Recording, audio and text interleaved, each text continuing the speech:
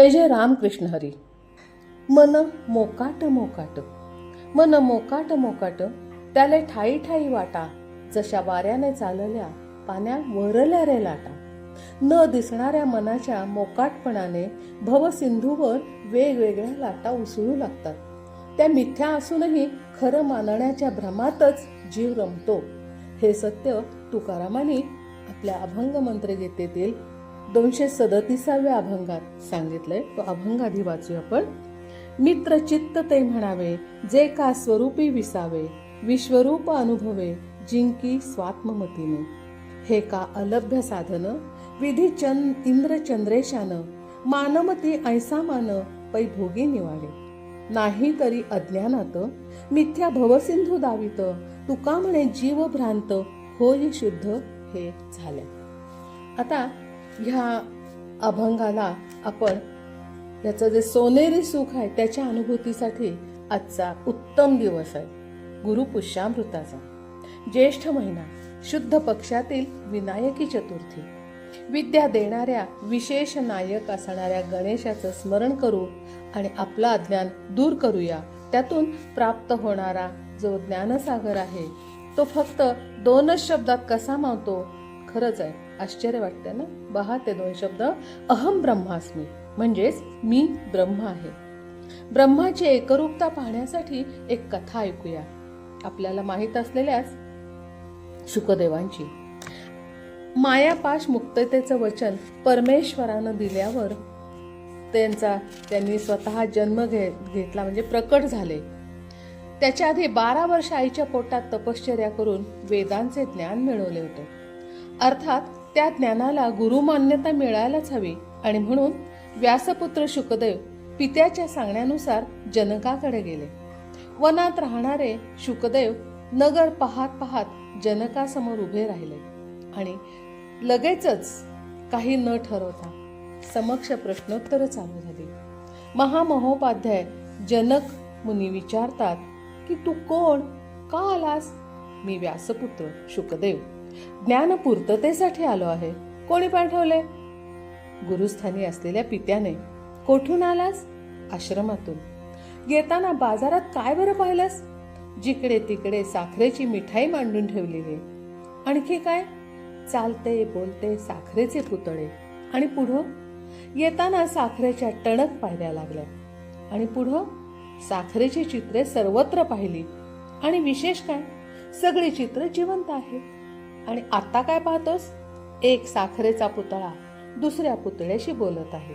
जनक म्हणाले, जा, तुला सर्व ज्ञान मिळालंय. अवचित संवाद इथेच थांबला. ध्यानात नसलेल्या, मनात बसलेल्या ब्रह्माबद्दलच प्रश्न विचारले गेले.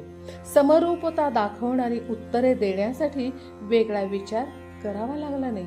जे मनात होतं तेच जनात दिसलं आणि तेच उत्तर बिनधास्तपणे दिलं गेलं. ब्रह्माचा जीव घेऊन येणारा देह ब्रह्मरूप झाला की स्वरूपी अवस्था कशी होते ते या महनीय संवादातून स्पष्ट होते. मोकाट मनाचे स्वरूपाशी स्थिरत्व हवे त्यासाठी.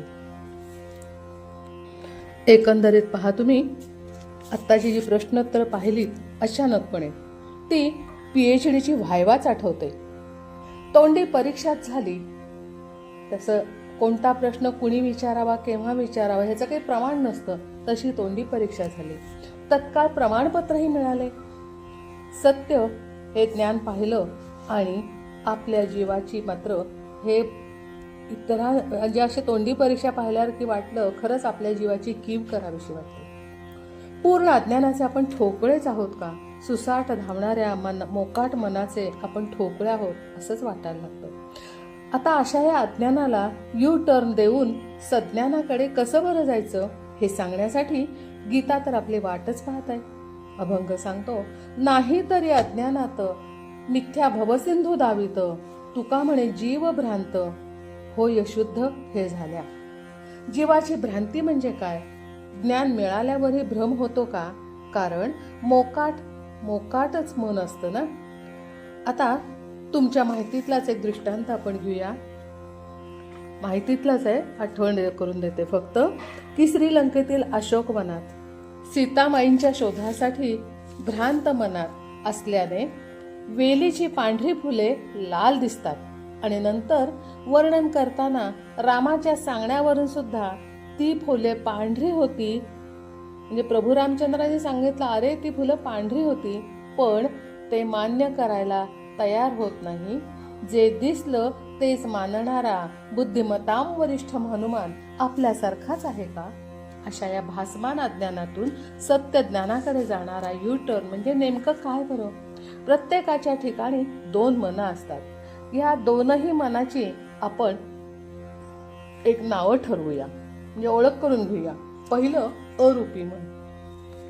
सहजपणे कोणताही विचार न करता सुसाट धावणारे आणि आवडीनुसार निर्णय घेणारे हे अरूपी मन.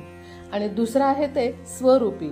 शांतपणे विचार करून योग्य ते उत्तर सुचवते हे आतलं मन असतं आणि ते स्वतःशी संवाद साधत असतं. काही वेळा याचे मत विरोधातही असतं. आपल्याला कळले तरी आपण याच्या मताकडे दुर्लक्षच करतो. निर्णयात्मक प्रसंग घडून गेल्यावर अरूपी मनाला वाटते स्वरूपीचे ऐकायला हवे होते. सुसाट धावणारे मोकाट मन खूप पुढे गेलेलं असतं, हाताबाहेर गेलेलं असतं आणि वेळ ही निघून गेलेली असते. शरीराचे लाड पुरवणारे ते अरूपी मन आणि आपल्याला धार्जिण असणारे स्वरूपी मन यांचे असे आगळे वेगळे आलेले अनुभव फारसे स्मरणात राहतच नाही, कारण त्याचं आपल्याला महत्व माहीत झालेलं नसतं. आता आत्म्याचे स्वरूपी मन विश्वरूपी संचार करत करत अलभ्य लाभ देणारे असे उत्तम साधन आहे. पण हे समजायला कुणी आपल्याला गुरु भेटलेला नसतो ना. या मनाला प्रमाण मानण्यासाठी अभंग मात्र असे सांगतो की हे का अलभ्य साधन विधी इंद्र चंद्रेशान मानवती ऐसा मान पै भोगी निवाडे. स्वरूपी मनाला मान देऊन भोग निवडणे म्हणजे अहम ब्रह्मास्मी. जसे शुकमुनींना साखरमय नगर दिसलं तसं या स्वरूपी मनाजवळ विसावा घेतला म्हणजे अरूपी मन लयाला जाईल आणि स्वतःला म्हणजे स्वतःच्या आतल्या मनाला जिंकून विश्वरूपाचा अनुभव घेता येईल. म्हणजेच जगाचं हित तेच माझं हित या विचाराने अहंकार अहमभाव हा स्वार्थ राहतच नाही आणि वैयक्तिक लोभ मोह मत्सर माया लोप पावते. स्वरूपी चित्ताचे वर्णातीत महत्व पडते आणि सत्यतेच्या जाणीवेने अरूपी मनालाही नकळत पैलू पडतात. आता प्रसंगी विचारांचा गोंधळ न होता आत्मविश्वासाने निर्णय घेण्यात ठामपणा दिसून येतो. एकूण शरीरातील अवयवांची जोडगोळी प्रामाणिक कामं कशी करतात ते लक्षात येतं. कसं तर जसे 2 हात 2 पाय 2 कान 2 डोळे फुफ्फुसे 2 असतात, किडनी पण 2 असतात. इतकेच नव्हे तर मेंदूही लहान मेंदू मोठा मेंदू 2 असतात. मग 2 मनाची जर आपण एक मैत्री घडवून आणली, मैत्री झाली तर येणारे अनुभवे स्तुत्यच ना. आणि त्यामुळं भ्रांत जीव हा शांत होतो, मित्र बनते. म्हणजेच भूता परस्परे जडो मैत्र जीवांचे हे साध्य करता येतं. असे हे पंचमहाभूतांचे ब्रह्म याचा प्रत्येक सूक्ष्म जीवाशी आलेला सूक्ष्म अनुभव पाहूया. जन्माला आल्यावर प्रथम श्वासोच्छ्वास सुरू होतो प्रत्येक जीवाचा. श्वासानंतर उच्छ्वासावेळी थोडासा वारा किंवा वायू जो शरीरात कायमचाच घुटमळत राहतो आणि त्यालाच आपण मन म्हणतो, तीही वायुशक्ती. हेच ते मन मोकाट मोकाट. हे झालं जन्माच्या वेळी. आणि मृत्यूसमयी जीव अस्वस्थ असताना अत्यावस्थेत असताना नाकापुढे सूत धरून हलते का म्हणजे वायूची धुगधुगी आहे का हे पाहिलं जातं. अशा वेळी मनाच्या म्हणजे वायूच्या हिमतीवर सुद्धा जीव जगू शकतो. जन्मतःच शरीरात वास करणारा वायू शरीर सोडून गेला की मृत्यू आला असे म्हटले जाते. याचे वर्णन अभंगाची पहिली ओळ करते. मित्र चित्त ते म्हणावे जे का स्वरूपी विसावे विश्वरूप अनुभवे जिंकी स्वात्ममतीने. आणि अशा ह्या स्वरूपी मनाला स्थिरत्व द्यायचे असेल तर हा सर्वश्रुत अभंग आपल्याला आठवायलाच हवा. आठवतोय का पहा. माझ्या मना लागो छंद छंद, माझ्या मना लागो छंद गोविंद. आठवलं का अभंग? त्याच्याच पुढच्या 2 ओळी आठवतात का पहा, की ब्रह्मरूप होईल काया, माया जाईल विलया, निरसेल आधी व्याधी गोविंद. हा अभंगही हेच आपण आता पाहिलं तेच सांगतोय ना. तर ह्या ब्रह्मरूप मायेशी तल्लीन होण्यासाठी आपण आता इथेच थांबूया. जय कृष्णार्पणमस्तु. जय जय रामकृष्ण हरी.